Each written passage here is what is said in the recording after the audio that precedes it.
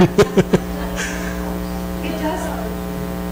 Lynn told me about this, and he found this wonderful picture to put up there.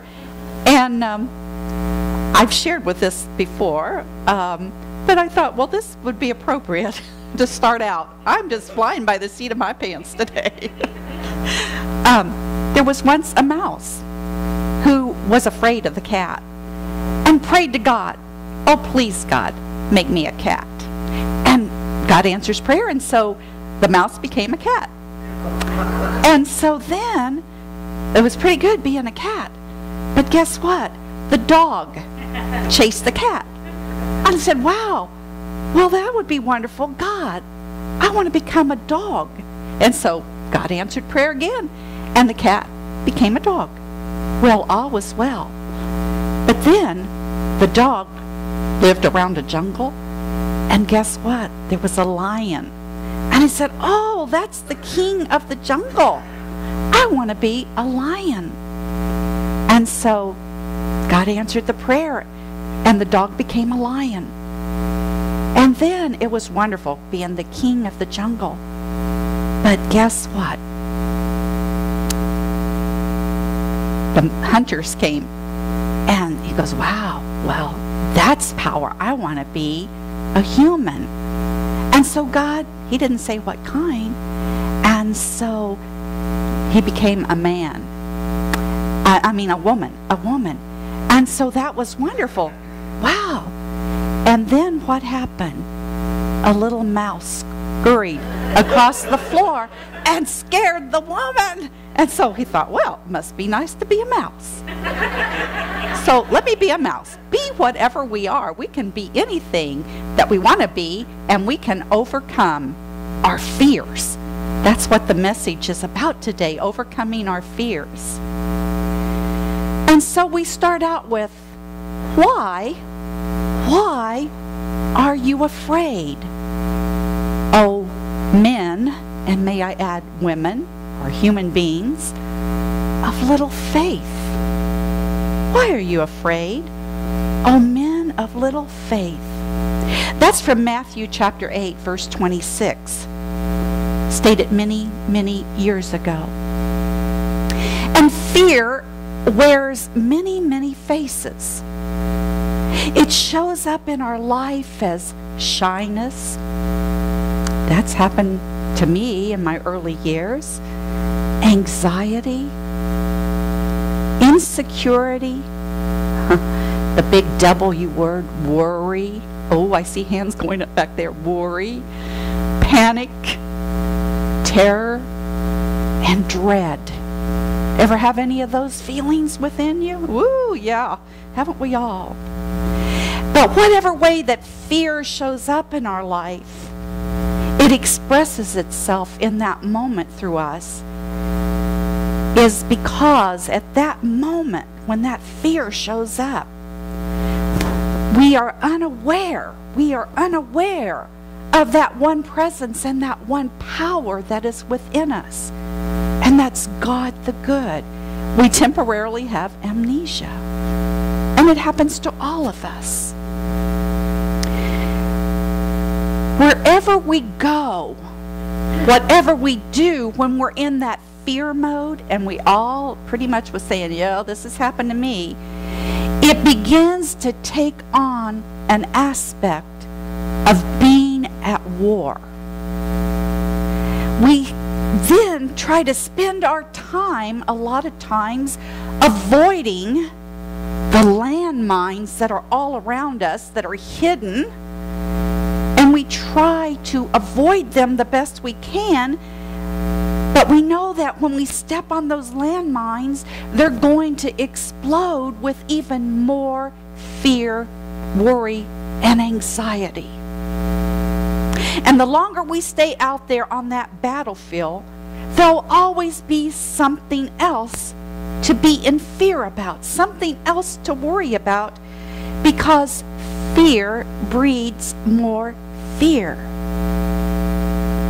And when we're out there in fear, just like we were saying last week, we're going to make some unwise decisions Because we're not coming from where? Our wisdom center, and bringing it up to love with those brothers of thunder, and then moving it up to our faith, where we can begin to walk forward in the light and let go of that fear. I'd like to share a story with you about myself and fear, and how I stayed on the battlefield of fear for a little while. I've shared this story with a couple of people, but I really kept it kind of silent. It was just fearful, and I didn't want to put all that fear out there. But let me tell you, inside me there was great fear. I get this letter from Social Security, and it's usually just saying, you know, the front cover says, you're going to get so much, you know, and I just thought it was a form letter, and I go, yeah, well, okay, I'm getting this much. I didn't pay much attention to it. And then one day I sat down and read the letter. It was rather thick, like 5 pages, and I thought, well, I better look a little closer at that letter. And guess what it said? It says, you owe us money. You've made too much money.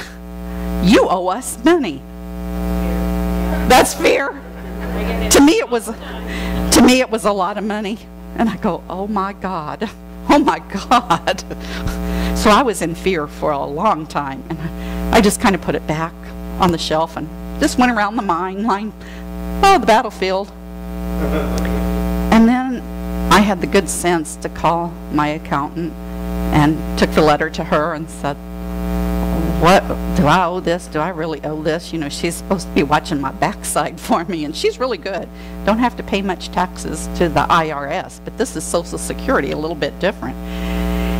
And she looked it over, and she went through her files. You know, she's a very good, detailed person. And she said, yes, Mary, you owe this. However, you can call up the office or go to the office, and you can pay it off in a year. And she was thinking you had to pay it off like in these remaining months, like about 7 months. And she put the amount out there, and I'm going, oh my God, talk about fear. But I go, well, I owe it, and I'm just going to surrender to God, I guess. And so in a couple of days then, I did call up a number that was on the form. And I was going to call to make an appointment with the Leesburg office, but they said, oh, we can take care of that over the phone. And I go, oh, you can? And I told them the amount I owed, and they go, well, I guess to them that wasn't a big amount, but to me it was. And I guess they were looking for the really people that really have the big amounts out there, you know, that are owed. And so they said, well, how much do you want to pay? And I'm going, they're asking me how much I want to pay? Well, zero really, but I knew that wasn't in God's plan. And so I said, well, I thought my accountant said I had to pay this off like in in a year or something, you know, and I was still thinking those 7 months. And they go, oh yeah, you can, but with this amount, we can do it for 3 years. And I thought, that sounds pretty good. They're not going to come after me and drag me away somewhere. And so I said, okay, give me the amount for 3 years. And it was really rather low, I thought. And I go, oh, well, I want to get this paid sooner. What is it for 2 years? And that seemed rather low. And I go, well, what is it for the year? And lo and behold, even though, you know, I don't particularly enjoy having this money to pay out, that they'll take it out of my Social Security. And I said, I just want to get it paid. And so let's do it for the 3 year. And so we set it up, and it's all taken care of. Now, it taught me a great lesson about fear, because also, what do we do whenever something like this happens? You know, something chaotic and change and everything that you're thinking, oh my God, oh my God. You look for what? No, that's okay though. The opposite of the worst. You look for the good. Yeah, the good, the best. Now you might say, well, what on earth is the best? That's okay, Joanne. That's okay. That's all right. You've got it. What on earth is so wonderful about paying back this money? Look for the good. What did they say? You made a lot of money. You made a lot of money. And so I looked at that piece. I am prosperous. I got that money, months and months ago, and we enjoyed it, and we did things with it, and paid bills with it. And so everything is working out in divine order. Everything is working out for the best, for those that love God. And I've still got food on the table, a roof over my head. And I just think, isn't our government wonderful that we live in America and have such great benefits? We gripe and complain about what we have here and what we have to pay. But isn't it wonderful? And that's the good. That's the good. Maybe we don't agree with everything the government does, but that is so good that we do have Social Security that we can get. Well, anyway, thank you, God, that I make lots of money. I just feel so prosperous. I want you all to know I make lots of money. And I don't know what lots of money would be like, but for me, the IRS is saying you make lots of money. Well, so that's a comparison. I was asking Gina yesterday, how much do you make, Gina? But it's all in divine order. Oh, goodness. Well, anyway. So, oh, men and women of little faith, myself included, how do we go about overcoming fear? Well, there's always excellent workshops and books that we can read that can help us out. That's the way to go. But we know that, like Emily Cady says, there's a time you've got to put the books away, and come from within. And that within is to realize that there's always a safety net underneath us. Just think about a trapeze artist that's going to do a new trick. Now, if the safety net isn't under them, they're going to be hesitant about trying that new trick. But once the safety net is up, they're going to swing back and forth and do the flips or whatever they're learning to do, because they know that if they drop, that there's going to be a safety net to catch them. And that's what we need to realize, that God is standing under us. He is our safety net. Remember the time that I told you that I went on a canopy walk, way up there in the air, and I was safety secured with the line. But it was terrifying for me to walk across that tightrope or to jump on that log on a leap of faith. And all the way I was singing that Richard Medici song, that God is standing under me. I knew that I wasn't going to hurt myself, because if I did fall, that the safety harness would catch me. And it's that way with God. When we have that realization that the God presence is within us, we have to begin to have surrendering. We have to surrender. We have to surrender. And then things begin to grow and begin to change for us. Solutions become available to us that we hadn't even thought about.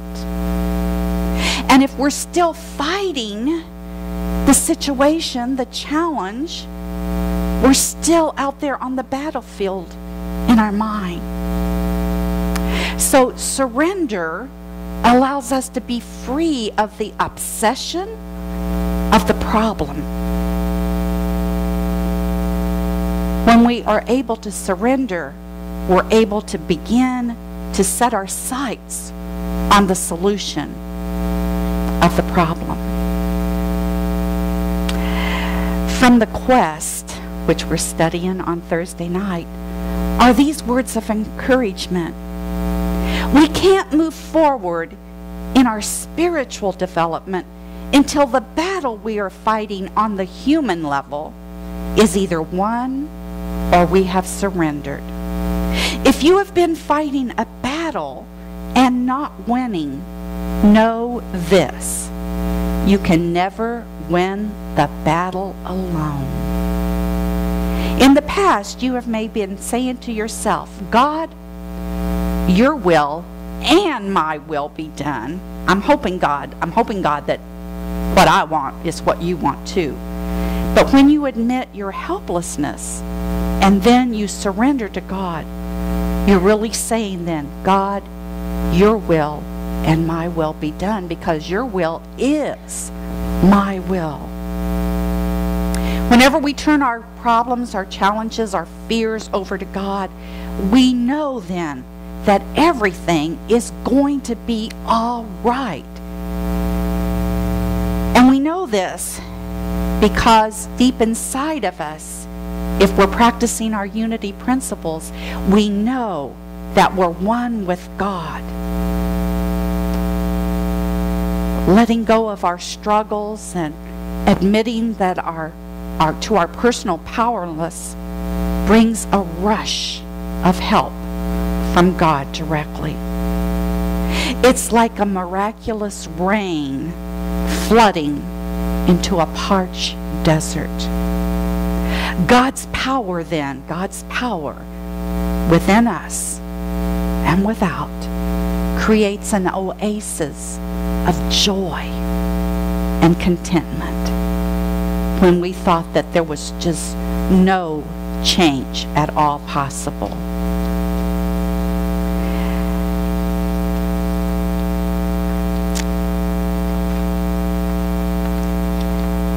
But we know that with all things, it's possible.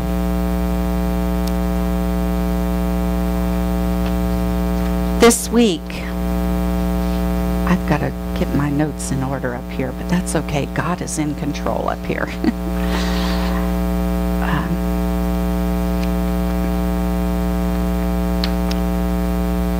Well, we just know God's in charge. Surrendering really isn't about just surrendering and saying, I'm giving up. We're not talking about that kind of surrender. If we look to nature as Jesus did in many of his parables, we find that all of nature surrenders. When a little baby chick is in the egg, it gives up being that little egg and pecks his way out to become a baby chick and to grow up. We find in nature also the caterpillar that goes into the cocoon and then breaks out of that chrysalis to become a beautiful butterfly. And whenever we can think about them surrendering and the way that they do surrender, that would be like us surrendering to God. See, nothing new can happen in our lives until the old loses its power over us. It's really like the meditation that we did with Ram Dass. Be here now. Be here now.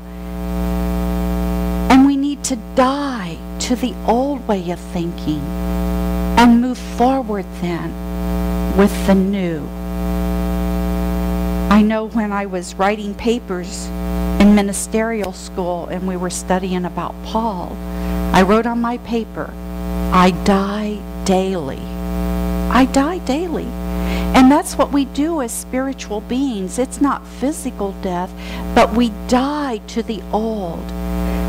And through that dying, we transform into the light, into a higher state of consciousness. When we surrender, we don't sacrifice anything. In fact, we gain everything. What we gain is that peace of mind. Now, yes, I do still owe the money, so God wasn't going to wipe that slate clean. I mean, he could have, I think, but reality check here. It wasn't going to happen. But the peace of mind that overcame me was so wonderful. So if your life is broken in some way, or you're in fear, and you call upon God for help, it isn't merely admitting this truth, that God in you knows your needs more than your personality, more than your humanness does. And God will help you to improve your life. As soon as you surrender, you're part of the solution to whatever's going on. Surrendering really means letting go of the outcome to everything and let God's will be done. And know that the outcome is going to be wonderful, because God's will for you is always good, always for the highest and the best. This week, our board went to a leadership training, a spiritual leadership, I should say, a spiritual leadership training, and we learned such great things there.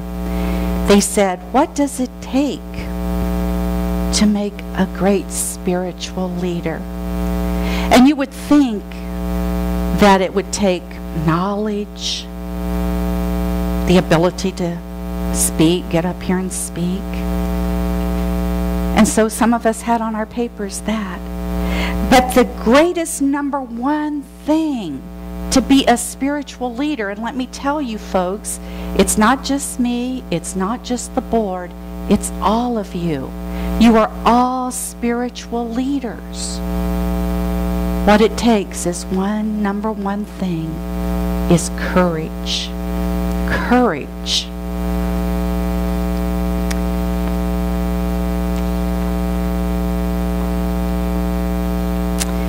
Just want to read this. It says, a spiritual leader needs to do what is right, despite what his or her followers say. In the Bible, God asked Gideon to reduce his army size to 300 and to break pots as weapons of war. How strange does that sound? Doesn't that sound strange? What we are guided to do as leaders sometimes can be counterintuitive. They might say, what on earth are you doing? It may not make sense to you, to us even, as we do it. But if it is your guidance and your intuition, then your courage will help you to follow through. If Gideon did not have the courage to do so, he would not have gone against an enemy camp of thousands without any weapons, and to finally experience great victory. Be strong and courageous as leaders of your life, and trust the voice of Spirit that is within you. Trust the voice of Spirit. Well, if you're trusting the voice of Spirit, what will you need to do to get that voice activated? It's through our fourth principle of prayer and meditation. We have to talk with God. We have to have a close relationship with God. We have to be quiet enough to listen to what God is saying to us, instead of being out there on that battlefield of fear. It's just like one morning we get up. Let's say we live in the north where it's really cold. Have you ever had experiences like that? And your car will not start. And you're thinking, oh no, just as I thought, I don't have money, for a mechanic or anything. I don't have money to do this with. Oh God, oh God, oh God.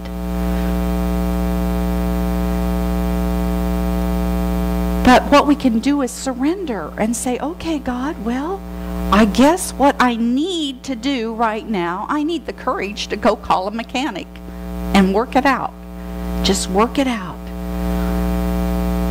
So that's doing something. We're surrendering and we're beginning to take courage and go do something. Now, what if we just went into the house and sat around and pouted and go, oh, woe is me. Oh, woe is me. I don't know what to do in this situation. Well, we're helpless. We don't know how to fix a car. Maybe we do, but most of us don't. And so we need to go to a higher power, a mechanic. And the same way with our personal problems, we need to go to that higher power. The second quality of a spiritual leader is boldness. Boldness.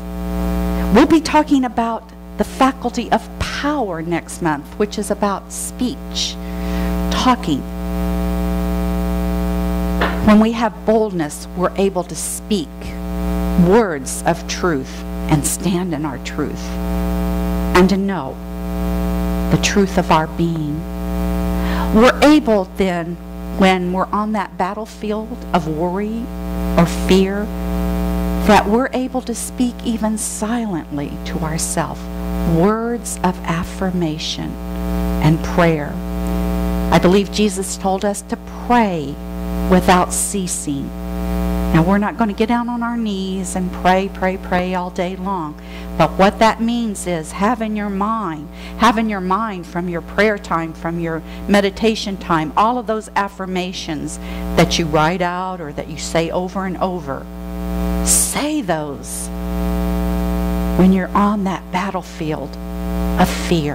That's what it means to pray without ceasing.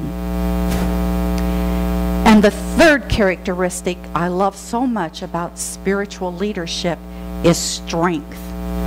And that's one of our powers that we've talked about. Strength in the small of your back that helps you to move forward with courage and boldness and with your power of strength. Also to be able to stand there in truth and to say, I know, God, that you are in charge, and I am off this battlefield of fear. God bless you as you go forth with your power of wisdom, and that as you take leave of that battlefield of fear. Namaste.